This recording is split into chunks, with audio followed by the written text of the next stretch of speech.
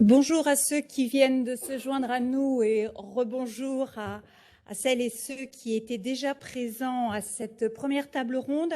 Après avoir traité des diversités et ce faisant mis l'accent sur les pratiques sociétales internes des sociétés de gestion, nous allons donc à présent vous proposer un état des lieux de l'intégration ESG à la lumière d'une réglementation foisonnante, complexe à décrypter et à mettre en place. C'est pourquoi l'AFG a souhaité donner la parole à la fois à des régulateurs, la Direction générale du Trésor et l'Autorité des marchés financiers, qui sont représentés ici respectivement par Pierre-Emmanuel Belluche et Bastien Rospopov, et a souhaité également donner bien sûr la parole à des praticiens qui exercent leur métier, l'un chez Groupama Asset Management, société de gestion spécialisée dans les titres cotés, l'autre chez Seventure, société de gestion spécialisée en capital investissement, et qui sont donc représentés ici respectivement par Aurélie de Barochez et Olivier Mépoulet. Peut-être avant d'entrer dans le vif du sujet, un rapide tour de table pour nous préciser votre fonction et le périmètre qu'elle revêt. On va peut-être commencer par... écoutez, on va commencer par vous, Aurélie. On va faire du sexisme en donnant le... Est-ce que vous m'entendez? Oui. Oui, merci. Aurélie de Barochet, je suis responsable de l'intégration ESG chez Groupama Asset Management. Donc j'ai une fonction transverse. Je soutiens toutes les équipes sur les sujets ESG. Donc je pilote et je coordonne tous les chantiers ESG que nous pouvons avoir en interne, dont tous les chantiers réglementaires, bien entendu. Olivier? Oui, bonjour à tous. Olivier Mespoulet. Donc, je suis responsable du développement, de la communication et de l'ESG pour Seventure. Donc, ça consiste... alors, Seventure, je vais peut-être présenter Seventure plus tôt, très brièvement, mais une société de 30 personnes. Et donc, finalement, l'ESG étant considéré comme une fonction support, l'ESG entre sous ma responsabilité. Pierre-Emmanuel? Oui, bonjour à toutes et tous, Pierre-Emmanuel Belluche. Je travaille au service du financement de l'économie à la Direction générale du Trésor et je suis en charge dans le bureau que je dirige de la finance durable, du droit des sociétés, de la comptabilité et de l'audit et de la gouvernance des entreprises. Merci. Bastien? Bonjour, Bastien Rospopov, à la direction de la gestion d'actifs de l'AMF. Donc moi, je dirige l'équipe supervision transversale qui a été créée il n'y a pas très longtemps. Et on est en charge de différentes thématiques transverses dans la gestion d'actifs, dont la finance durable, et donc référent un peu expertise en finance durable côté AMF sur la gestion d'actifs. Merci. Quand nous avons préparé cette table ronde, nous étions d'accord pour, j'allais dire, planter le décor avec quelques métriques pour rappeler combien le marché des produits d'épargne responsable en France, et vous savez que ce marché couvre à la fois les fonds durables France, les labels durables Europe, les fonds verts Europe, connaît une croissance fulgurante.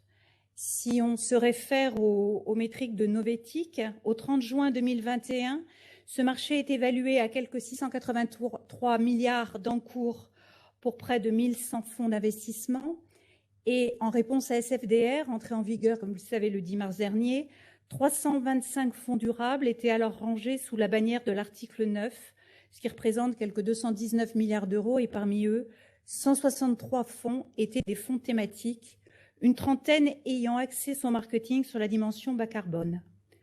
Pour compléter ce bilan, soulignons que, non pas au 30 juin, mais au 6 septembre 2021, 750 fonds étaient labellisés ISR par 143 sociétés, ce qui représente 660 milliards d'euros, auxquels il convenait d'ajouter 27 fonds immobiliers, représentant quelques 24 milliards d'euros. La finance durable est donc un marché en pleine effervescence, mais force est de constater une très grande hétérogénéité, à la fois dans les approches, les objectifs et les résultats. La taxonomie des investissements verts fait couler beaucoup d'encre et prête le flanc au greenwashing. La priorité était donc de donner un cadre normatif à la durabilité. Bastien, je vais peut-être commencer avec vous, puisqu'en fait, en France, on n'a pas attendu les différentes affaires. Alors, on a beaucoup parlé de Wirecard, plus récemment de DWS, pour lutter contre le greenwashing. De fait, la doctrine AMF publiée en mars 2020 était quelque part une très bonne réponse ou une anticipation à des scandales futurs. Oui, merci. C'est vrai que rétrospectivement, ça peut sembler bien senti maintenant d'avoir un cadre français en la matière.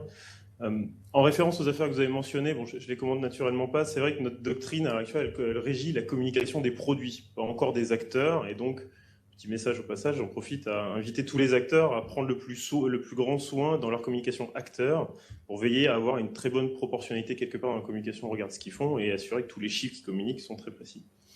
Ceci étant dit, en effet, on est parti avec un peu d'avance, parce que finalement, côté AMF, ça fait déjà quelques années, je dirais au moins 5-6 ans, qu'au moment de l'agrément des produits qui sont durables, parce qu'en fait nos gérants sont aussi pionniers, aussi en avance, on prenait en compte quelque part un certain nombre de critères, de standards minimums, et puis au fur et à mesure du temps, les choses sont un peu plus formalisées. Et je dirais que ça fait à peu près depuis 2019 où à l'agrément, de façon plus ou moins systématique, on a exigé des gérants d'avoir un minimum de choses sérieuses. Ensuite, s'en est sortie la doctrine et elle est rendue pleinement applicable finalement en 2021. Pourquoi je dis ça? Parce qu'on commence à avoir un certain recul sur la chose, même si en mars 2021, la doctrine est devenue pleinement applicable. Finalement, ça fait déjà depuis 2019, voire quelques années qu'on l'applique. Et donc, la grande majorité de cette doctrine est venue s'appliquer sur, en tout cas en précisant des critères relativement connus, stables, sur la partie des fonds cotés, qui sont bien connus, qui font le gros des encours de finances durables qui ont été mentionnés tout à l'heure. Maintenant, au-delà de ce cadre très formalisé que certains commencent à connaître, le reproche qu'on avait légitimement fait, c'était de dire finalement sur toutes les autres approches, immobilières, non cotées, dès lors qu'on a une stratégie un peu innovante, comment va s'appliquer cette doctrine, qu'est-ce qu'on doit faire? Exemple très simple, c'est si sur des valeurs cotées, il est assez facile d'avoir une approche qu'on appelle nous significativement engageante, sérieuse, entre guillemets, en excluant 20% des valeurs. Il ne s'agit pas dans le private equity d'écarter un dossier sur 5 de financement de société de capitalisation pour dire ça y est, j'ai une approche durable, il y en a une sur 5 que je ne retiens pas. Donc l'idée, c'était de concevoir avec les gérants des approches qui permettent progressivement sur ces domaines de répondre quelque part à ces attentes-là. Donc derrière ce cadre qui a l'air figé, qui a l'air d'être sorti de la doctrine française, on a finalement un métier qui continue à vivre, des approches qui continuent à se développer. C'est moins visible, on ne va pas en faire le grand soir tous les matins, mais finalement on commence à avoir des approches, typiquement dans le capital investissement, et je vais prendre cette illustration dans quelques secondes, où des gérants développent progressivement des approches sérieuses sur ce domaine, mais même sur les valeurs cotées. Donc, mon premier message, c'est qu'en dehors d'un cadre relativement principiel qui est déjà imposé, on a un métier qui continue à vivre et des évolutions qui continuent à se faire sentir. Petit développement sur le capital investissement. Sur le capital investissement, par exemple, on a des gérants... Alors, dans le investissement, notre périmètre d'action est essentiellement sur les fonds FCPR, donc à destination d'une clientèle non professionnelle, ce qui est une petite partie du grand domaine du capital investissement. Donc il y a toute une partie finalement qu'on n'agrée pas et pour lesquelles les communications sont libres entre les acteurs. Mais sur cette partie-là, on commence à avoir des gérants qui ont développé des approches de plus en plus intéressantes. Par exemple, et je ne vais pas rentrer dans le débat épineux de qu'est-ce que c'est que l'impact, mais en tout cas, s'agissant de la thématique de la transformation des entreprises, on a des gérants qui de plus en plus viennent nous voir en disant finalement, moi j'ai une nouvelle approche, je ne vais sélectionner dans mon portefeuille, je vais retenir que des cibles qui ont accepté dans des pactes d'actionnaires d'introduire un certain nombre de clauses qui vont leur fixer des objectifs extra-financiers clairs, rigoureux, imposés dès le début, et avec un certain nombre de sanctions, entre guillemets, le droit associé ne vous permet pas de faire n'importe quoi non plus, mais qui vont donner des incitations à l'entreprise sous-jacente pour atteindre ses objectifs, avec des clauses d'audit à leurs frais si elles ne les atteignent pas, avec un certain nombre de jalons, potentiellement des sorties possibles en cas de non-atteinte ou répétée de ces différents manquements. Donc il s'agit de maximiser typiquement la probabilité de transformation d'entreprise. Vous ne pouvez pas avoir de certitude dans le capital investissement, vous faites avec la cible que vous avez, puis au bout d'un moment, elle va essayer de vivre sa vie, donc votre but, c'est d'essayer de la transformer. Et donc typiquement, ce genre d'approche où le gérant va s'engager un certain nombre de jalons contractuels, en disant je ne vais retenir que certain nombre de sociétés dans certains critères, ce genre d'approche-là, typiquement, peuvent être jugées significativement engageantes. C'est qu'une illustration du cadre qu'on peut avoir. On a des approches qui peuvent être différentes, mais poursuivre le même objectif dans l'immobilier et dans d'autres secteurs qu'on développe progressivement. Donc voilà, c'est une doctrine très mouvante et puis avec des enjeux qui n'arrêtent pas de progresser en finance durable. Merci. Alors effectivement, elle évolue au regard des approches et de la diversification de l'exercice des pratiques par les sociétés de gestion. On savait aussi que votre doctrine allait de fait être revue, ou à tout du moins précisée à la lumière de l'évolution du cadre réglementaire européen, ce qui pose d'ailleurs toujours problème à nous Français parce qu'on ne sait jamais trop comment à la fois interpréter et ensuite mettre en pratique dans nos structures respectives. Pierre-Emmanuel, peut-être avec vous au niveau européen, nous repréciser ces travaux qui sont structurés autour de deux réglementations phares, la taxonomie bien sûr et SFDR. On en est où justement sur ce cadre européen ? Oui, la colonne vertébrale de la réglementation européenne, pour ce qui s'agit de la partie environnementale, c'est la taxonomie. C'est la taxonomie verte. Alors, je ne sais pas quel est votre niveau, toutes et tous, d'expertise sur la taxonomie. Je pense que c'est bien connu et en même temps, c'est complexe. Donc, je me permets de rappeler quelques platitudes. Donc, la taxonomie, hein, c'est l'instrument de mesure de la soutenabilité des activités économiques au plan environnemental. Cette soutenabilité, elle est mesurée au crible de 6 objectifs environnementaux. Donc il n'y a pas que du climat, il y a du climat et il y a le reste de l'environnement. Les 2 premiers objectifs climatiques sont liés à l'atténuation des émissions de gaz à effet de serre, le second, l'adaptation au changement climatique. Et ensuite, il y a 4 autres objectifs environnementaux, la pollution, la préservation des ressources en eau, l'économie circulaire, la biodiversité. Et donc pour qu'une activité économique soit réputée soutenable au plan environnemental, il faut qu'elle contribue substantiellement à l'un de ces 6 objectifs. Ce n'est pas tout, elle doit ne pas être néfaste à l'égard des 5 autres, et ensuite, comme vous le savez sans doute, des standards minima en matière sociale doivent être respectés. Alors, le règlement taxonomie, il est en vigueur depuis juin 2020, en tout cas il a été adopté, et on l'opérationnalise via des actes délégués. Alors les actes délégués qui sont pris par la Commission, c'est l'équivalent des décrets qui sont pris par le gouvernement pour mettre en œuvre la loi française. Alors il y a plusieurs actes délégués. Le premier acte délégué, c'est l'acte délégué climat. Il est sorti, il est incomplet, mais il est presque complet. Vous savez qu'il reste des discussions qui sont assez complexes là aussi sur l'introduction du gaz et l'énergie nucléaire. Mais en gros, la partie climatique, elle est derrière nous. Ensuite, il faut mettre en musique la partie environnementale. Il y a eu une consultation qui s'est achevée fin septembre sur ces 4 objectifs environnementaux, et donc on peut s'attendre à un texte en début d'année 2022 de la part de la Commission. Dès lors, on aura l'arsenal de textes d'application de la taxonomie en place. Autre acte délégué que je mentionne, celui qui est relatif à l'article 8. Donc celui-là, il est sorti au mois de juillet, je suis certain que vous l'avez vu, et il fixe de manière un peu plus précise, de manière tout à fait précise même, les indicateurs de reporting qui doivent être utilisés par les entreprises qui ne sont pas financières, mais aussi par les gestionnaires d'actifs, par les assureurs, par les banques.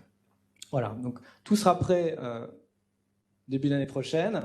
Et en termes de reporting, et vous vous y préparez, dès 2022, nous aurons des premiers reportings sur l'éligibilité des activités économiques à la taxonomie. Donc c'est une espèce de premier screening de ce qui est couvert par la taxonomie et ce qui ne l'est pas. Ça ne veut pas dire que c'est un travail facile, mais on n'est quand même pas encore dans la mesure d'alignement.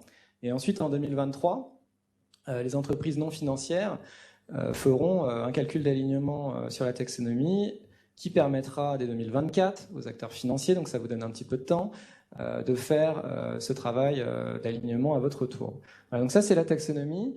Je parle rapidement de la directive CSRD.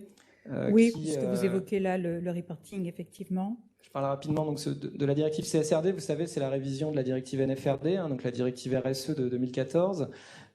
Et donc là, l'idée, c'est de créer un socle européen solide de reporting ESG des entreprises, à la fois sur l'environnement, je viens d'en parler, mais aussi sur les autres aspects sociaux et de gouvernance. La partie environnementale, c'est d'une certaine manière la plus simple. On va brancher la taxonomie verte sur le reporting que feront les entreprises demain. On ne va pas réinventer des standards sur cette partie. Le texte de la directive a été proposé par la Commission, il est en cours de négociation, on s'attend à ce qu'il soit adopté l'année prochaine. Et qu'est-ce que ça veut dire concrètement? Ça veut dire que concrètement, sur l'exercice 2013, donc c'est demain, c'est dans un peu plus d'un an, sur l'exercice 2013, les entreprises feront un reporting ESG sur la base de ces nouveaux standards, donc qui sont la version améliorée de la déclaration de performance extra-financière que nous avons en France. À peu près 50 000 entreprises y seront assujetties en Union européenne. Donc, ce sont les grandes entreprises et les entreprises cotées. Il y avait cette discussion sur les seuils de nombre de salariés qui seraient abaissés de 500 à 250. Ces rapports de durabilité seront partie intégrante du rapport de gestion. Donc ça, c'est vraiment une nouveauté pour l'Union européenne, même si on le faisait déjà en France. Et ils seront vérifiés, ils seront audités par des tiers indépendants qui parfois et souvent sont des commissaires aux comptes. Et les FRAG, alors ça fait beaucoup d'acronymes, mais je pense que vous les connaissez. Les FRAG, le groupe consultatif de l'Union européenne en matière comptable, travaille déjà et va continuer de travailler à l'élaboration de ces standards européens sur les piliers ESG, qui permettront aux entreprises donc de faire ces reportings sur exercice 2023. Et donc vous autres acteurs financiers, en particulier les gestionnaires d'actifs, eh bien vous aurez la matière première qu'on a déjà, mais qui sera meilleure que ce que nous avons aujourd'hui, pour fabriquer les reportings investisseurs. Donc ça, c'est le règlement SFDR, mais j'en dis pas trop parce que Bastien... On en reparlera effectivement un peu plus tard. Et au niveau français, c'est l'article 173.6 qui désormais a été complété par le décret article 29, loi énergie-climat, que nous avons publié en mai. Alors, j'en parle pas trop longtemps, mais simplement pour dire que ce qui est vraiment majeur et pionnier dans ce décret, et nous pensons et je crois que c'est votre cas aussi, que ça permettra à la place de Paris de se positionner sur ces sujets un petit peu en avance, c'est à la fois les analyses par scénario d'alignement climatique, qui sont quand même assez nouveaux dans l'horizon, dans le paysage, l'intégration des risques ESG, des facteurs ESG dans la gestion des risques, et encore plus novateur, même si on part vraiment de très loin, la biodiversité. Alors c'est sûr que c'est difficile aujourd'hui de créer des indicateurs, d'objectiver la préservation ou la non-destruction de la biodiversité, mais c'est vraiment le sujet des années qui viennent. Je pense qu'on est là où on était sur le climat il y a 10 ans, et ça commence à être pris à bras-le-corps par certaines instances internationales. Vous connaissez tous la TCFD sur le climat. Aujourd'hui, on crée l'équivalent, la TNFD sur la biodiversité qui s'est lancée cette semaine, le 6 octobre. Voilà, donc beaucoup de choses à faire sur la biodiversité, et ce sera en grande partie à vous de le mettre en musique. Alors avant de continuer avec vous et Bastien sur les différents sigles, là je pense qu'on en a eu un bon exemple, une bonne fournée. Je vous propose peut-être de revenir et de vous confronter à la réalité opérationnelle, j'allais dire à la vraie vie, avec vous Aurélie Barochet et Olivier Mespoulet. Aurélie, chez Groupama AM, comment est-ce que vous avez à la fois appréhendé dans le décryptage même des textes et puis bien sûr mis en place ces différentes exigences réglementaires que sont SFDR, la doctrine AMF, bien sûr la taxonomie? Alors on est effectivement toujours en train de les déployer, puisque pour moi c'est un peu le propre de ces réglementations, et je commence toujours par expliquer ça en interne quand j'en parle. C'est qu'il y a plusieurs textes donc, qui arrivent en même temps, avec des dates des dates d'échéance régulières également. Donc la première, on la connaissait tous, hein, le 10 mars 2021, où il fallait appliquer la doctrine AMF et SFDR, qui a été la première échéance.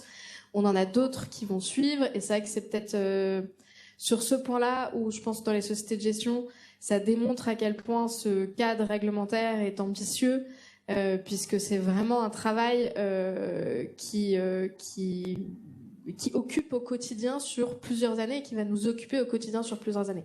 C'est ambitieux, mais vous considérez aussi que c'est très structurant, je crois. Voilà, c'est très structurant. Ça a, pour moi, un très grand avantage, c'est que ça a mis toutes les équipes de la société de gestion autour de la table pour parler de ESG. Jusqu'à ces réglementations, l'ESG était vécu peut-être dans des équipes, soit des équipes séparées, soit dans des équipes de recherche au sein de la gestion. Enfin, après, chaque société de gestion avait son modèle. Mais c'est vrai que il n'y avait peut-être pas autant d'implication des équipes juridiques, des équipes réglementaires, de la compliance, alors du reporting certainement, mais là, ça lui a donné une autre ambition. De toutes les équipes qui gèrent les données, parce que pour qu'on puisse suivre tous ces éléments-là, on gère la donnée ESG de manière plus industrielle qu'avant. Donc c'est vrai que ça a permis une transversalité à l'ESG qui était en train d'arriver. Hein. Je pense que l'article 173 avait déjà été un premier pas, mais là on est clairement passé dans un autre monde sur ce sujet. Nous avons vraiment travaillé sur SFDR et la doctrine AMF. On l'a travaillé en parallèle, même si elles n'ont pas exactement le même champ d'application. On a pris, fin 2020, on déclarait qu'on avait à peu près 75% de nos encours qui prenaient en compte des critères ESG. Donc très concrètement, on a pris ces encours et on a fait en sorte qu'ils respectent les exigences réglementaires. Donc sur les fonds ouverts, il fallait respecter SFDR et la doctrine AMF.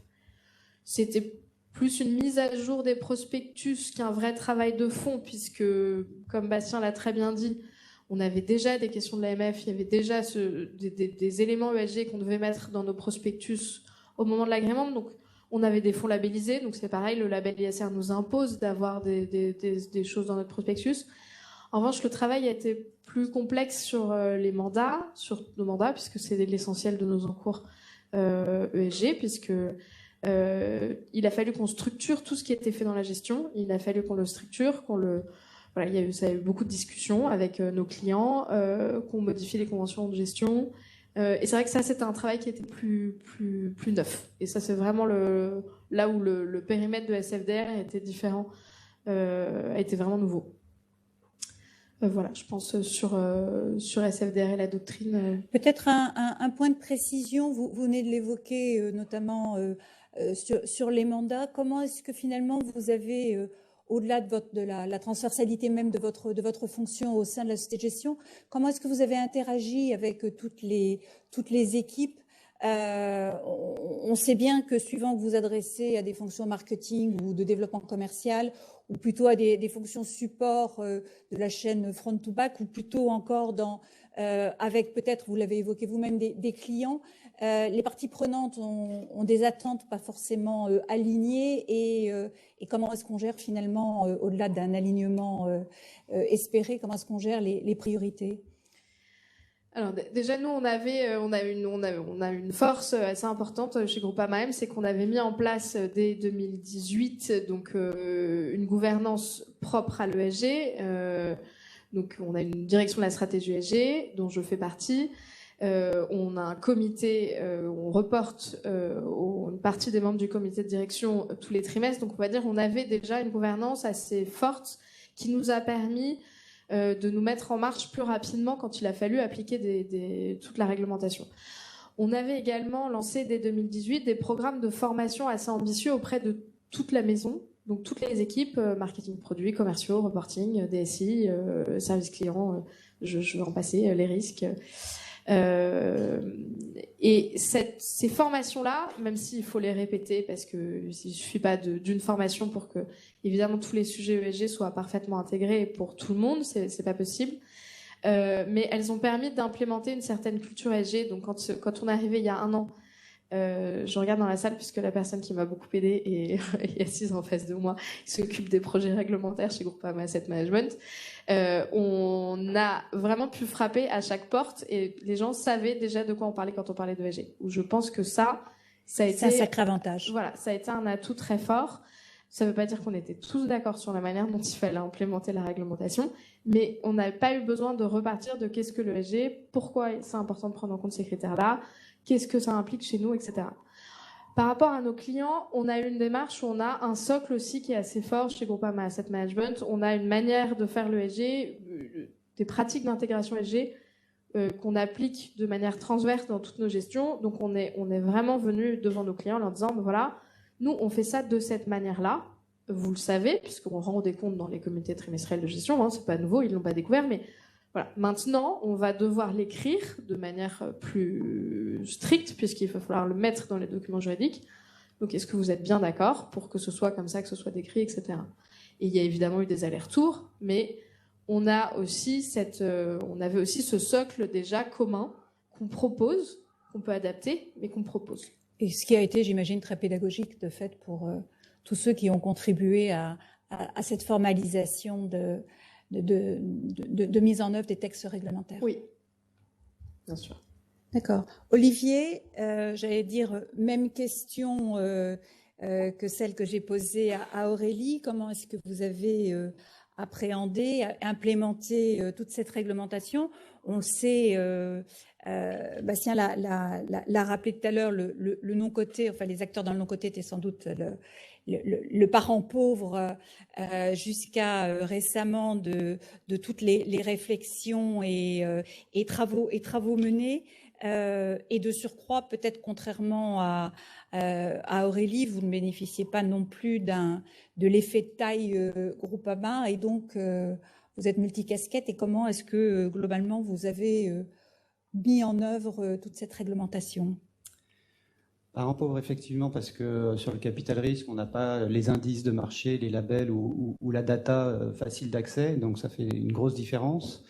Ensuite, pour rappeler peut-être un peu la spécificité de cette classe d'actifs, on a quand même un atout énorme, c'est qu'on est un investisseur de temps long. Et donc, à ce titre, le développement qu'on vise avec les participations dans lesquelles on investit, c'est un développement durable. Donc, qu'est-ce que ça veut dire concrètement?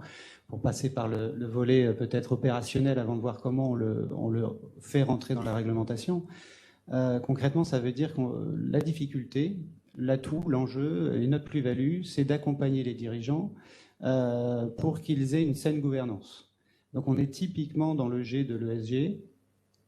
On a accompagné 250 sociétés qu'on a fait grandir avant de les céder, et notre rôle, et je dirais presque notre légitimité, le fait qu'on nous retienne, c'est le fait qu'on ait cette capacité à accompagner un dirigeant, à avoir une saine gouvernance avec les autres co-investisseurs, qu'on propose à un dirigeant de start-up typiquement qui a une bonne idée, qui centralise une bonne partie de la création de valeur, de l'ouvrir, de créer des BSPCE. Tout ça, ce sont des choses très concrètes et qui nous amènent à avoir une relation de saine gouvernance sur des années.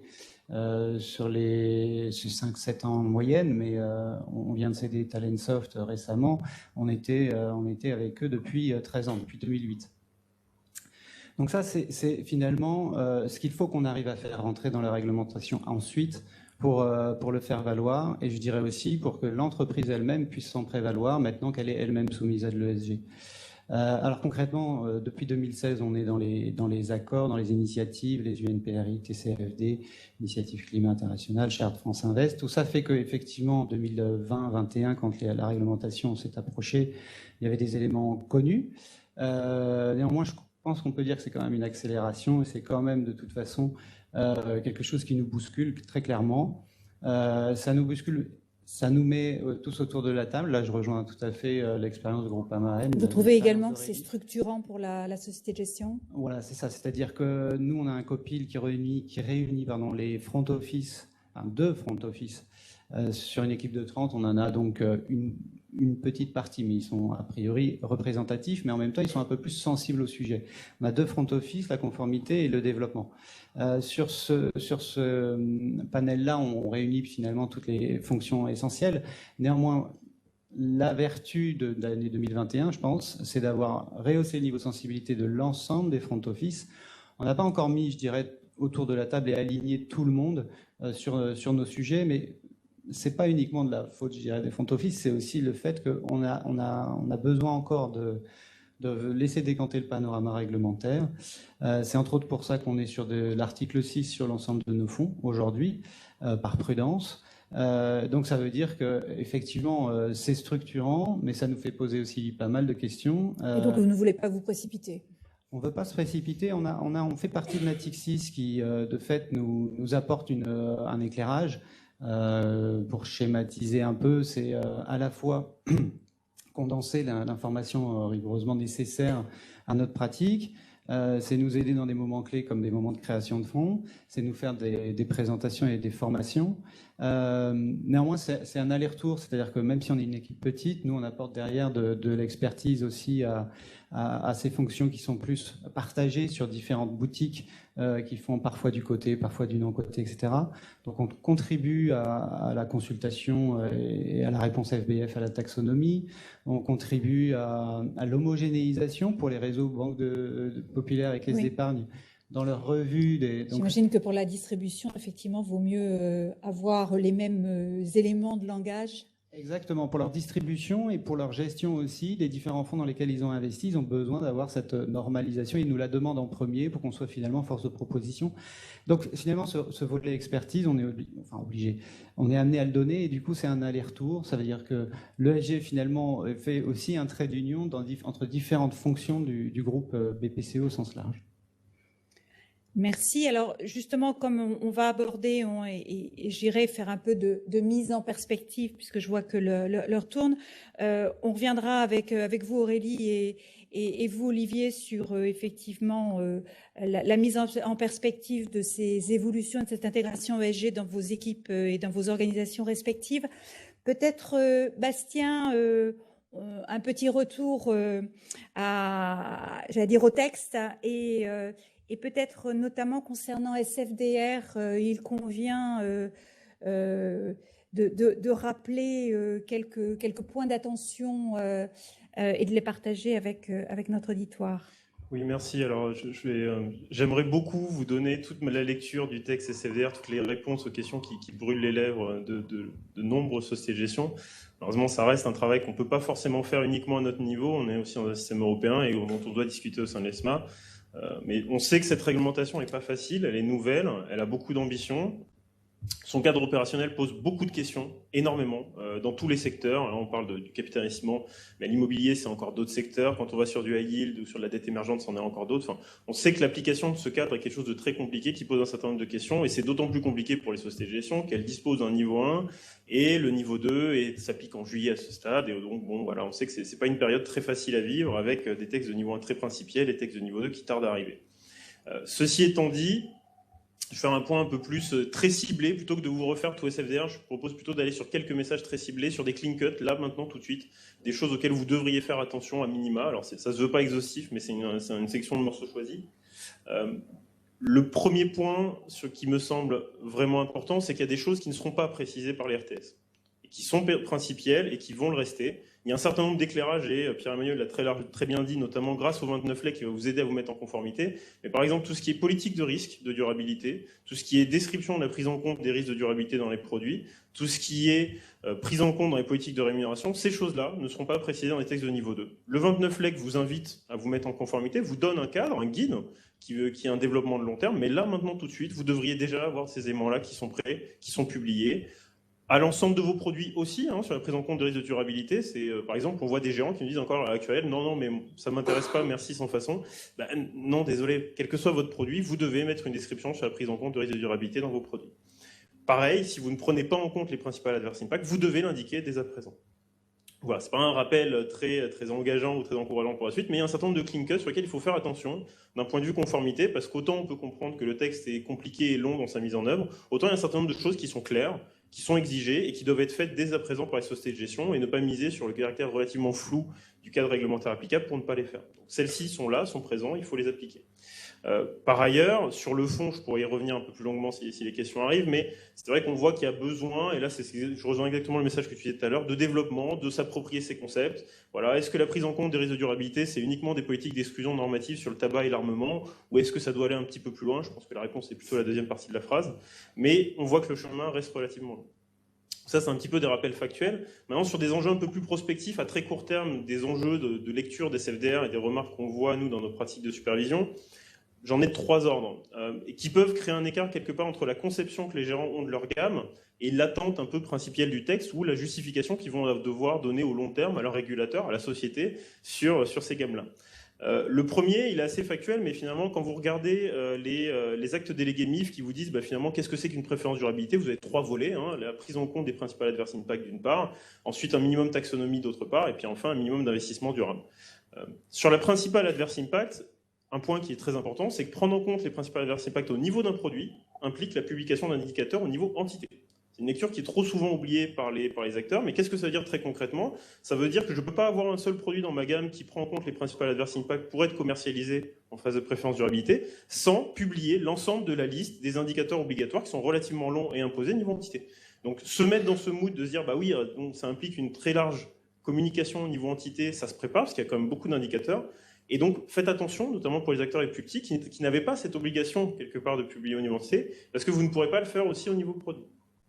Ça, il faut se mettre en ordre de bataille assez rapidement et ne pas oublier ce point-là. Le deuxième point sur lequel je souhaiterais revenir, c'est les Q&A que la Commission européenne a sortis avant l'été, qui ont été peu lus ou peu de substance a été retirée de leur contenu, mais il y a quand même un élément très important, c'est le périmètre des produits article 8. Je sais que tout le monde est intéressé pour savoir, mais qu'est-ce que c'est qu'un produit article 9 ? En attendant, là, on a un vrai éclairage sur ce que c'est qu'un produit article 8. Si vous regardez ce Q&A, il est très éclairant. Toute communication directe ou indirecte sur la prise en compte de critères extra-financiers, que ce soit via des fact-sheets, via votre prospectus, sur votre site internet, dans votre doco, vous fait passer en article 8. Quand même assez étonnant. Donc là aussi, ça montre que les gammes qui ont été structurées, peut-être avec des niveaux de communication qui étaient proches de notre doctrine, qui étaient basés sur le CSI, en disant, voilà, dès qu'un fonds va mentionner quelque chose de ESG, c'est pas forcément une approche durable au sens de l'AMF, en tout cas significativement engageante, mais pour moi, c'est pas non plus article 8. Regardez ce Q&A, redéfinissez vos gammes, parce que finalement, ça va impliquer très concrètement, lorsque les RTS sont applicables, un certain nombre d'obligations de transformation et de transparence. Et typiquement, ces Q&A, à l'heure actuelle, relativement informels entre nous, mais le niveau d'application ou de considération qui a été donné est relativement faible par les gérants, alors que ça a un effet énorme finalement sur qu'est-ce que c'est que vos produits article 8. Et dernier élément sur lequel je vais attirer votre attention, c'est sur les produits article 9. On a beaucoup de gérants qui adoptent leur définition des produits article 9 et on les comprend. En l'absence d'éclairage précis sur ce que c'est que cet article 9, il faut bien que vous créiez et écriviez cette histoire. Mais très peu sont capables de nous donner leur définition de l'investissement durable. Vous avez des produits dont l'objectif est l'investissement durable, vous avez des produits dont les projets RTS vous disent vous devez mettre un minimum d'investissement durable, et quand vous demandez aux gérants c'est quoi votre définition de l'investissement durable, on n'y a pas encore réfléchi. Et pour autant, ça va être une exigence à la fois ex ante et ex post. Une exigence critique sur laquelle vous allez être jugé pour le sérieux de votre produit article 9, et une exigence critique pour la prise en compte de préférences de durabilité. Donc moi, j'encourage aussi tous les gérants à profiter de cette période de décalage d'RTS, aussi pour se mettre sur le métier de cette réflexion-là et se donner une définition cohérente de ce que c'est que l'investissement durable. Alors, on sait que c'est pas simple, on sait que c'est pas uniquement taxo, même si peut-être qu'à terme, tout ça, ça pourrait être changé avec la taxo sociale. Enfin, j'ambitionne un petit peu, je te laisserai développer sur cette partie-là. Mais il faut à minima avoir cette définition-là, sinon vous serez très mal positionné à terme pour pouvoir dire que votre produit est article 9. Donc voilà, quelques petits rappels ciblés sur SFDR pour essayer de débuter la conversation. Pour autant, merci pour ces points d'attention qui me semblent tout à fait pratico-pratiques. Pierre-Emmanuel, au-delà de ces points d'attention, avant qu'on revienne ensuite à la vraie vie dans les sociétés de gestion, quels sont les enjeux de ces prochains mois ? Je ne sais pas s'il faut dire prochaines semaines, prochains mois, prochaines années, parce que tout à l'heure, quand vous avez mis en perspective le calendrier, on se disait 2024, c'est loin. Je pense que les enjeux de ces prochains mois, c'est justement revenir à la vraie vie. Donc, pour faire le lien avec qui sera dit juste après, il y a eu des développements réglementaires colossaux, des textes qui sont complexes, y compris pour nous, qui sont denses. C'est une forme de révolution et de transformation, en tout cas profonde, de la finance. Moi, je me l'explique de la manière suivante, c'est une reconnexion de la finance avec l'économie réelle. Et donc, ça nécessite que chacun se forme quasiment en repartant à zéro sur tous les concepts qui ont été introduits. La Commission européenne, l'Union européenne, a publié sa nouvelle stratégie finance durable. Vous l'avez sans doute lu avec attention. C'était le 6 juillet dernier. Il y a 4 axes dans cette stratégie. La prise en compte de la transition, du financement de la transition, l'inclusivité, la résilience du secteur financier au risque ESG et puis l'international. Moi, le point sur lequel je voudrais insister, c'est l'inclusivité. Donc c'est vraiment cet enjeu de mise en œuvre et quelque part de faire redescendre les textes au niveau des gestionnaires, des entreprises et au niveau des investisseurs et des épargnants. Donc il faut mettre en œuvre le reporting, ça a été évoqué. Sur l'article 29 LEC notamment, il y a un travail qui est réalisé par l'AFG sur un guide méthodologique et d'ailleurs on travaille avec vous et c'est tout à fait indispensable. Il faut développer des produits. Il y a des textes en cours là aussi, du travail qui a déjà été fait sur les indices. Je pense que vous l'avez bien en tête, sur l'alignement, les indices d'alignement avec l'accord de Paris et les indices de transition. Il y a un texte actuellement en cours de négociation sur les standards d'obligations vertes. Alors, ces standards, ils sont quand même bien connus par la place puisque finalement, ils ont émergé de la place depuis bientôt une dizaine d'années, notamment via l'ICMA. Donc ce texte sera abouti, adopté l'année prochaine. Et puis il y a un écolabel sur les produits financiers, dont le référentiel devrait être finalisé d'ici la fin de l'année et adopté en début d'année prochaine. Et donc il va falloir écolabelliser des produits financiers. Pardon de vous interrompre, Pierre-Emmanuel. L'écolabel par rapport au label existant, notamment le label ISR?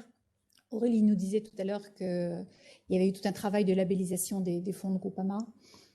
L'idée de l'écolabel, hein, c'est vraiment de travailler sur de la qualité environnementale de sous-jacent. Donc on peut le rapprocher assez facilement en termes de philosophie du label Greenfin français. Et il y aura également un travail à faire de compatibilité sur le label ISR. Hein. Et d'ailleurs, il y a beaucoup de choses ont été faites et vont se finaliser dans les semaines qui viennent sur le label ISR.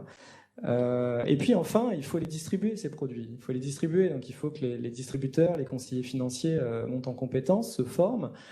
Il y a d'ailleurs maintenant une exigence, donc c'est un texte qui est sorti en avril, hein, dans le cadre des actes délégués au PCVM et Fonds alternatifs d'investissement, une obligation de la part des conseillers financiers de prendre en compte les préférences ESG de leurs clients. Et d'ailleurs, la prise en compte de ces préférences sera précisée par des lignes directrices de l'ESPA. Donc voilà en quelques mots pour les mois qui viennent. Oui, le programme continue à être lourd. Je voulais revenir avec vous, notamment Aurélie, sur l'enjeu de la donnée ESG. Je pense qu'on est nombreux avec les membres dans la salle à avoir fait un aller-retour à la MTech Day organisé ce mardi, et c'était vraiment extrêmement surprenant de voir finalement que l'enjeu véritablement qui était traité en majeur avec un M majuscule, c'était la donnée ESG, et au demeurant, il y avait pas mal de fintech qui venaient présenter leurs solutions pour justement proposer une donnée très digitale. On s'en doute. On sait pour autant que le sujet, il est encore en amont dans l'information source. Comment est-ce que, dans une société de gestion comme Groupama AM, où finalement vous avez un enjeu vous l'aviez évoqué vous-même, d'industrialisation des process, des systèmes, comment est-ce que vous avez pu apporter une réponse à cet enjeu de la donnée ? Alors, je ne pense pas qu'on a apporté une réponse complète et définitive au sujet de la donnée encore, mais effectivement, c'est un point qui a toujours été traité avec une grande attention dans notre pôle. Ça a toujours fait partie des priorités qu'on pouvait avoir dans la stratégie ESG, sous plusieurs aspects. Donc, on fait un grand travail, on soutient toutes les initiatives qui peuvent émerger pour normaliser cette donnée ESG, parce qu'on est extrêmement convaincus chez Groupama AM qu'il n'y a que à travers la normalisation qu'on arrivera à avoir une donnée fiable de qualité et qu'on pourra après déployer de manière uniforme dans nos produits, enfin prise en compte dans nos gestions, et après sur lesquels on puisse reporter. Donc il y a ce travail-là tout d'abord, et on a un travail vraiment de gestion de la donnée, c'est-à-dire qu'au fur et à mesure des années, on traite la donnée ESG exactement comme on traite la donnée financière, c'est-à-dire que c'est géré par les mêmes équipes en interne, par les mêmes circuits, ça arrive dans les mêmes outils de suivi de gestion, dans les mêmes outils de reporting. C'est-à-dire aujourd'hui, quand on se demande comment, par exemple, si je prends un exemple très concret, sur les PAI, comment est-ce qu'on va les introduire dans le système, eh ben, on va prendre exactement le même circuit que ce qu'on fait sur n'importe quelle autre donnée financière. On a un enjeu évidemment de gestion de masse de données. Enfin, nos points d'entrée de données ESG se sont démultipliés ces dernières années. Avant, on avait des notes ESG, des sous-piliers E, S et G, quelques indicateurs ESG précis, l'intensité carbone, d'autres éléments. Aujourd'hui, on rajoute des suivis type d'exclusion, beaucoup plus d'indicateurs bruts, des données réglementaires. Enfin, voilà. Donc, on a points d'entrée qui sont plus importants. Chez nous, on avait des outils propriétaires qui permettaient de gérer la donnée telle qu'on l'a pensée jusqu'à il y a encore 2-3 ans. On est aujourd'hui en train de changer de système. On est en finalisation d'un appel d'offres pour changer complètement d'outils, pour avoir un outil beaucoup plus puissant et qui réponde vraiment à nos ambitions et aux exigences réglementaires. Autre point d'attention peut-être chez Groupama AM pour les prochains mois? Je crois qu'il y a toujours ce besoin, vous l'évoquiez tout à l'heure, d'accompagnement, de pédagogie. Oui, alors je pense que dans les prochains mois, il y a 2 sujets. Il y a la taxonomie, donc on est en train de faire un travail avec les gérants pour bien identifier dans les portefeuilles quelle est la part des encours qui sont éligibles, alignés, pour évidemment qu'ils commencent à appréhender cette notion. Et donc en parallèle, on est en train de remettre en priorité pour 2022 des formations sur des formats assez conséquents, ce qu'on avait fait en 2017, 2018, 2019. Ce que le Covid nous avait un peu, on va dire, pas fait abandonner, mais évidemment à distance, ça marche quand même beaucoup moins bien. Donc, on n'en faisait que de manière très ponctuelle. Et là, vraiment, pour 2022, on va reprendre ce qu'on a appelé des parcours de connaissances. On en est en train d'en créer pour les gérants, pour les commerciaux, qui vraiment soient adaptés aussi aux différentes équipes, aux besoins des différentes équipes. Olivier, même question, les enjeux pour la prochaine semaine. Vous avez tout à l'heure évoqué votre prudence de mise en classifiant vos produits en article 6. Je crois qu'il y a un projet justement de les passer en 8. Oui, alors on a plusieurs enjeux. Celui-ci, effectivement, de passer en 8 quand c'est pertinent. Certains de nos dossiers, donc ça voudra dire concrètement regarder ce que ça implique pour la satisfaction des contraintes réglementaires. Ça veut dire aussi reprendre de la data et actualiser de la data sur l'ensemble des pratiques. Je pense que typiquement ce que l'on doit réussir à faire, c'est même si la data est moins riche, c'est la collecter de façon régulière, c'est de la consolider, c'est d'avoir un pilotage des risques et c'est d'avoir derrière des reportings qui soient plus pas presse-bouton, mais en tout cas plus exhaustif et plus normé. Donc ça, c'est un sujet, je dirais, transversal sur l'ensemble des fonds et sur l'ensemble des front office. Et puis après, on a un deuxième enjeu qui est peut-être plus de faire de l'upside, on va dire, par rapport à cette nouvelle réglementation, c'est-à-dire qu'on est quand même sur des verticales de type, par exemple, sciences de la vie, sur lesquelles on a des impacts sociaux importants. Donc on a aussi sur l'ensemble des startups de toute façon de la création d'emplois qui a un impact social intéressant. Donc on devrait mieux se prévaloir de ces éléments favorables. Et ça veut dire concrètement bien connaître l'attendu de la réglementation sur le volet impact. On en a eu quelques échos tout à l'heure.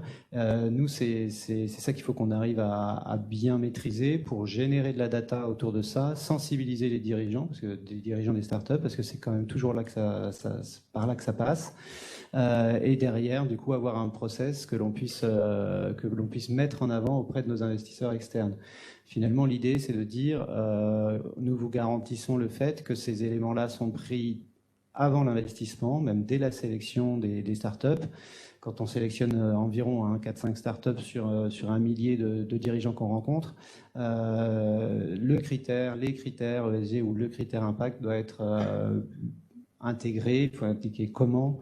Et donc, dans le deal flow, en période d'investissement, au moment de la saisine, pourquoi pas sur l'investissement, et le faire de façon exhaustive, et le faire de façon documentée, et le faire de façon consolidable, c'est-à-dire à un moment donné que ce soit relativement standardisé. Donc c'est ça l'enjeu, et c'est sûr qu'on n'y arrivera pas en claquant des doigts, et on y arrivera surtout avec tous nos front office alignés sur le sujet. Avant d'aller chercher des questions dans la salle, je pense qu'elles seront nombreuses. Peut-être juste un mot pour conclure avec vous, Pierre-Emmanuel, et peut-être vous également, Bastien, sur justement l'impact que vient d'évoquer Olivier. On a le sentiment effectivement qu'on est en train d'évoluer d'une intégration, d'une inclusion ESG à une finance à impact. L'impact, c'est devenu un peu le mantra des investisseurs, notamment privés. Et donc effectivement, c'est un enjeu fort aussi pour demain de pouvoir faire avancer également le cadre réglementaire. On sait qu'il y a d'autres, j'allais dire, organes de place qui s'y intéressent. Olivier faisait référence à France Invest, il y a le FIR, il y a Finance for Tomorrow. Comment est-ce que finalement vous travaillez de concert ou en bonne intelligence avec ces différents, j'allais dire, think tanks, même si ce sont ils n'ont pas forcément cette appellation-là d'un point de vue juridique? Effectivement, certains pensent que la finance à impact, c'est un peu l'étape suivante, le next step de développement de la finance durable. La ministre Olivia Grégoire a demandé à Finance for Tomorrow de constituer des groupes de travail sur la finance à impact, je crois que c'était au mois d'avril. 4 groupes de travail qui ont bien avancé. Et vous avez vu la semaine dernière la publication. Ils ont sorti effectivement du point de départ, la définition. Ça a l'air simple, mais il faut quand même s'entendre sur une définition. Ensuite, il va y avoir du travail sur la mesure, sur comment exporter aussi cette finance à impact à la française au niveau européen et au-delà. Et je crois effectivement que ça peut permettre d'anticiper des questions ou des travaux, par exemple, sur sur le pilier social de l'ESG. Vous savez qu'il y a une taxonomie sociale qui est en cours de discussion. Quelle est la bonne manière de le faire? C'est pas complètement figé, me semble-t-il. Et si on peut avancer côté français sur la finance à impact, on pourra contribuer à cette réflexion. Bastien, vous voulez ajouter Non, pas grand-chose. Je pense que de toute façon, si ces travaux et vu le sérieux qui est mis dans ces travaux, j'ai aucun doute sur le fait que voilà, on aboutisse à une définition sérieuse qui permette à tout un chacun de communiquer largement sur le sujet dès lors qu'elle le sera. Mais tous les moyens sont mis en œuvre pour que ces travaux soient sérieux et puissent être reconnus aussi indirectement dans notre doctrine. Merci. Je pense qu'il y a des questions dans la salle. Manifestez-vous, profitez de la présence de nos représentants AMF et Direction du Trésor, peut-être si vous avez un point spécifique à leur poser, sur lequel vous souhaiteriez qu'ils reviennent. Non, vous pensez qu'à ce stade, on a suffisamment... Ah si, il y a une question là-bas.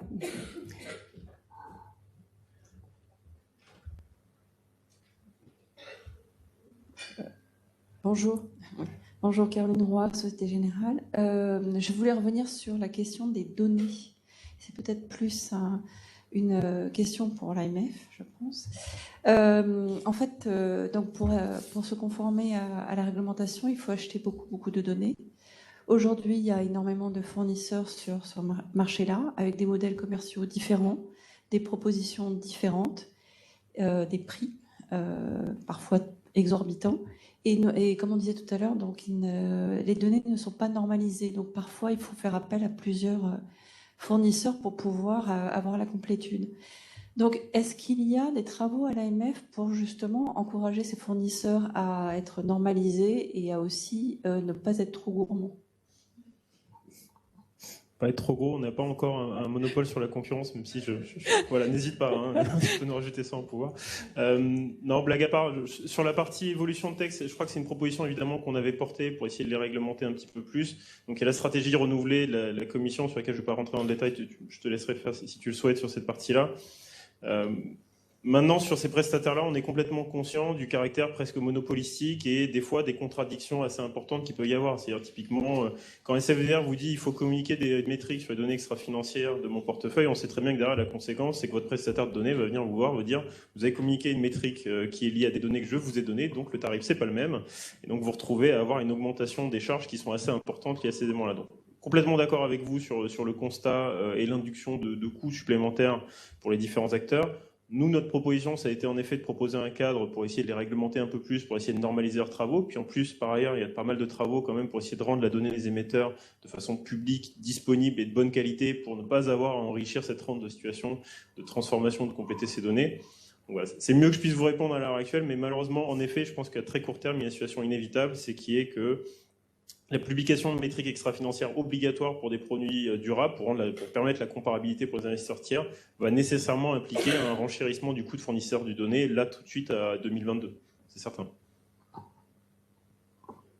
Pierre-Emmanuel, il n'y a pas un projet d'open data européen qui est en cours de réflexion à Bruxelles? Oui, effectivement, il y a un projet de base de données européenne, à la fois sur les données financières et les données extra-financières de durabilité. C'est le fameux ESAP, je pense que vous l'avez en tête, European Single Access Point.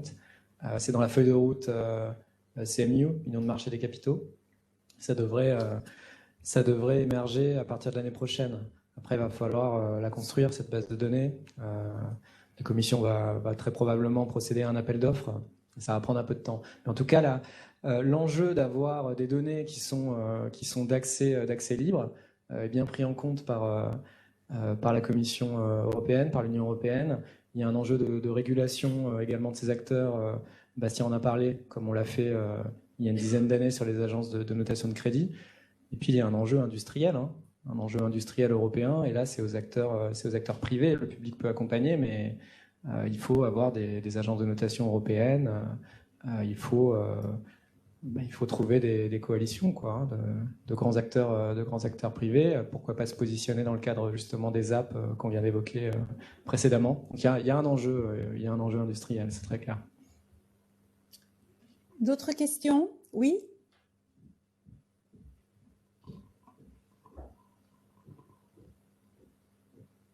Thomas Rély, je parlerai en mon nom. Et plus un constat pour cette personne du Trésor, pardonnez-moi, je ne vois pas votre nom. On demande énormément à la finance, mais on ne parle pas du tout de décarbonisation de l'économie. Alors aujourd'hui, on a une réglementation extrêmement complexe. Les green bonds, c'est à peu près grosso modo 1% des bonds aujourd'hui sur le marché mondial. La partie ESG, c'est grosso modo 3% des actifs au niveau de la finance collective. Mais en ce qui nous concerne, on a énormément de mal. Alors, on a parlé de la data, mais s'il n'y a pas de décarbonisation, on parlait tout à l'heure de la formation des conseillers. Moi, je constate que nos clients nous posent par exemple des questions sur des fonds ISR. Ils nous disent, mais comment vous pouvez mettre des émetteurs de carbone, des gros émetteurs de carbone, dans des fonds ISR, labellisés? On leur explique que c'est normal, c'est du best in class. Et là, vous les perdez. On essaie de former nos conseillers, on essaie de leur expliquer comment ça fonctionne, mais quand vous avez un client qui vous pose une question judicieuse comme celle-là, et c'est là où j'attends justement que l'État, que le régulateur fasse son travail de nous aider à mettre en place cette réglementation grâce à la décarbonisation réglementaire. Mais sans ça, je ne vois pas comment tous les règlements possibles et tous les efforts que fait le financier, je travaille dans la finance, vous l'avez bien compris, mais je parle en mon nom, on n'arrivera pas à un résultat. On demande trop à la finance aujourd'hui. S'il n'y a pas cet effort de décarbonisation, je ne vois pas comment on y arrivera. Alors, on est aujourd'hui en train de parler de transition et non pas de révolution, je le comprends tout à fait, et on en oublie un petit peu peut-être la partie sociale. C'est pour ça qu'on parle de transition juste énormément aujourd'hui et qu'on est en train de revoir la partie label ISR dans le cadre de cette transition juste. Je suis peut-être en train de mélanger un petit peu tous les sujets. Mais vous voyez, l'important, c'est l'éducation des conseillers, oui, mais aussi la compréhension des gens qui vont investir, hein, de l'investisseur final. Mais on n'y arrivera pas si on n'a pas une réelle cohérence. Et cette cohérence, pour moi, elle passe par la décarbonisation de l'économie. Et mettre un carbone, je ne sais pas comment on appelle ça, enfin un fournisseur, un gros producteur de carbone dans un label ISR, ça ne tient pas la route. Et c'est vous, à mon sens, qui avez la réponse, pas le financier. Non, mais vous avez complètement raison. La finance durable, c'est un outil, en tout cas. La finance durable apporte des outils pour accompagner, accélérer la transition écologique et sociale. Les trois canaux, on les connaît bien. Hein, c'est donner de l'information pour que les choix d'investissement soient pris en fonction de ces facteurs ESG, que les risques qu'on porte sur nos expositions financières intègrent bien ces critères ESG, et puis enfin que l'investisseur actionnaire puisse avoir voix au chapitre au sein des entreprises, et en particulier au sujet de leur stratégie. Alors, on donne des outils. Après, si les entreprises ne réalisent pas leur transition, vous autres acteurs financiers, vous retrouvez à court d'actifs à financer d'une certaine manière. Donc le pari, c'est que ça permet d'accompagner la transition, mais ça ne peut pas complètement se substituer à d'autres politiques publiques qui sont d'ailleurs en cours de mise en œuvre et dont je ne suis pas responsable, hein, mais toutes les questions, par exemple, de marché de quotas carbone et autres font partie du projet. Sur les questions de décarbonation, il y a aussi des travaux qui ont été faits avec les pouvoirs publics, mais au niveau de la place, sur les expositions aux actifs qui sont les plus polluants ou les plus contributifs au réchauffement climatique. Je pense au charbon. Il y a un engagement de place depuis 2019. Et il y a des travaux qui ont été réalisés très récemment sur les hydrocarbures non conventionnels, et notamment, vous l'avez vu, hein, le comité scientifique de l'Observatoire de la finance durable, qui est une initiative de place, qui a publié des lignes directrices en septembre à cet égard. Donc voilà, c'est un mouvement, tout doit aller ensemble. S'il y a seulement le moteur de la finance durable qui est en marche et que la transition ne se fait pas, ça ne fonctionnera pas. Mais notre pari, c'est que ça va l'accompagner et l'accélérer.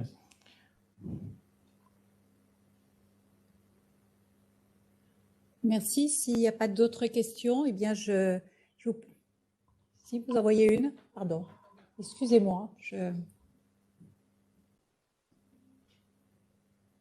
Oui. Vous m'entendez? Oui. Oui. Bonjour, Laurence Caron de BNP Paribas Asset Management. Je vais revenir sur des aspects un petit peu plus techniques et notamment en lien avec la taxonomie et les obligations qui vont entrer en vigueur en janvier 2022. Il semblerait qu'il ne soit pas totalement sûr qu'on ait les actes délégués sur les 2 premiers objectifs publiés avant la fin 2021. Donc ça pose quand même des vraies questions de savoir comment s'aligner avec ces obligations sans avoir ces actes délégués. Donc que peut-on faire? Est-ce qu'on peut utiliser des estimations? Est-ce que c'est une solution envisageable? Ça, c'est la première question. Et peut-être encore un peu plus technique, vous avez évoqué actifs éligibles à la taxonomie, alignement avec la taxonomie. Donc ça, c'est une notion qui est évoquée effectivement pour l'article 8 de Taxonomy Regulation, mais pas en tant que telle pour les déclarations relatives aux produits articles 8 et 9. Donc est-ce qu'on a cette distinction aussi au niveau des produits, ou est-ce qu'on va rester uniquement sur une notion d'alignement avec la taxonomie pour les produits articles 8 et 9? Merci. Je vais essayer de prendre le début.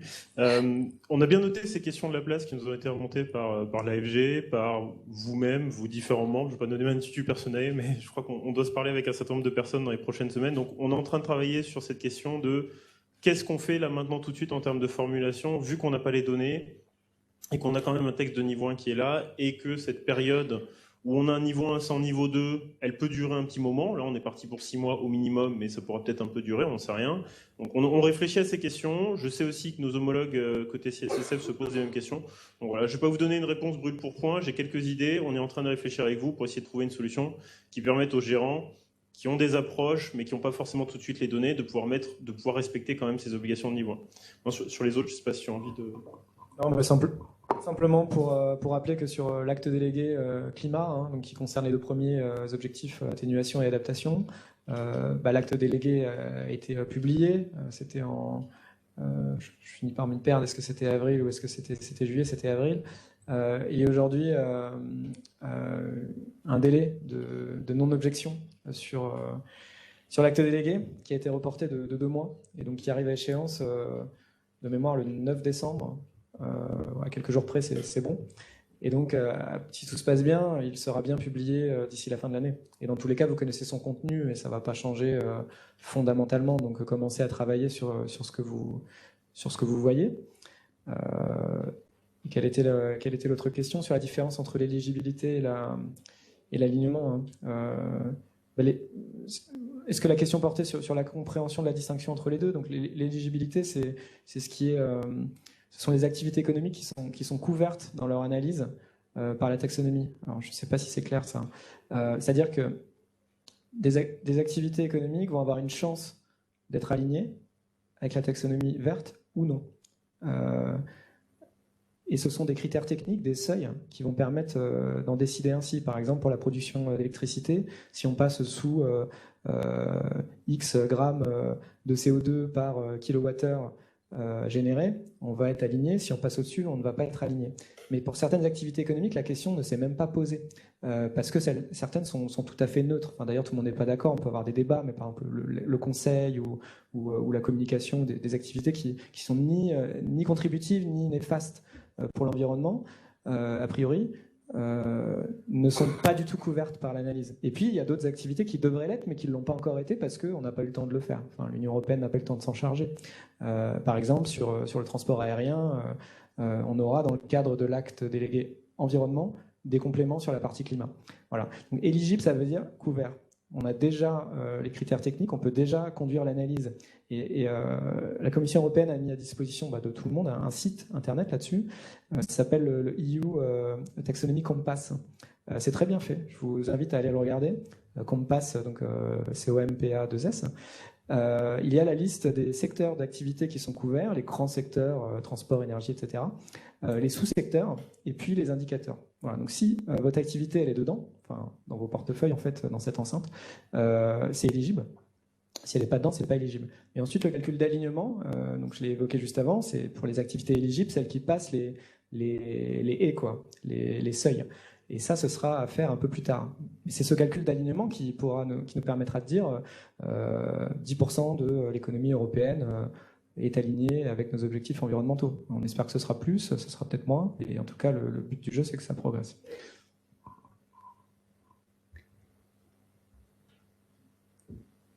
une question, on appelle une autre. Ce sera la dernière question parce qu'ensuite, je pense qu'il faudra céder la place à la troisième table ronde. Je suis Thomas Delancy, mais j'ai compris que la question, c'était aussi le reporting produit versus le reporting entité. Donc, sur le reporting article 8 entité, on est clair qu'on peut se contenter de l'éligibilité, mais c'est vrai qu'il y a un flou sur le reporting produit pour les produits durables qui doivent eux-mêmes publier leur taux d'alignement à la taxonomie. Si j'ai bien compris. Je crois qu'on avait en effet bien compris la question. La question est complètement intéressante et brûlante, on est en train de s'en occuper.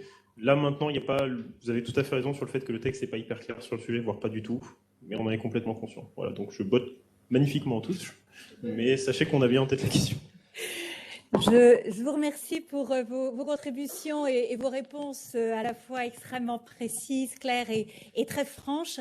Merci pour vos questions et je pense qu'on peut applaudir nos intervenants.